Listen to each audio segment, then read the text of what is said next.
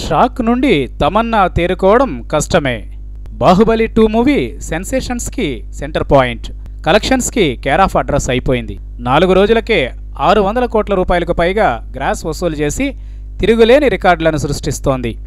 ఇప్పుడిప్పుడే వీటిని టచ్ చేయడం ఎవరి తరం కాదనే స్థాయిలో వసూళ్లు వచ్చి పడుతున్నాయి. ఇలాంటి సినిమాలో భాగం అయినందుకు ఎవరైనా సంతోషించాల్సిందే కానీ తమన్నా తెగ ఫీల్ అయిపోతోంది. దర్శకుడు ఎస్ఎస్ రాజమౌళి తీరుపై తెగ బాధపడిపోతోందట కూడా. బాహుబలిలో లీడ్ క్యారెక్టర్స్లో తమన్నా కూడా ఉంది. మొదటి భాగంలో కీలకమైన పాత్రలోనే కనిపిస్తుంది. రెండో భాగంలో కూడా మిల్కీ ఉంటుంది, కానీ కొన్ని ఫ్రేమ్స్కి మాత్రమే పరిమితం. అంతా కలిపి స్క్రీన్ టైం నిమిషంన్నరలోపే తమన్నా క్యారెక్టర్ కనిపిస్తుంది.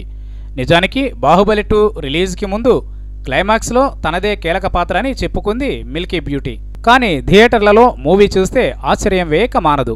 కేమియో రోల్ కంటే తక్కువగా తమ్ము రోల్ ఉంటుంది. బాహుబలి 2 కోసం కత్తి యుద్ధాలు, గుర్రపు స్వారీలు నేర్చుకుని మరీ యాక్టింగ్ చేసేసింది తమన్నా.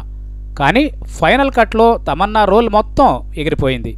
సరిగ్గా ఈ పాయింటే మిల్కీ బ్యూటీని అప్సెట్ చేసిందట. ఇదే విషయంపై రాజమౌళితో చిన్నపాటి వాగ్వివాదం కూడా జరిగిందని అంటున్నారు. అయితే ఇవన్నీ కాదంటూ తమన్నా ఖండించింది.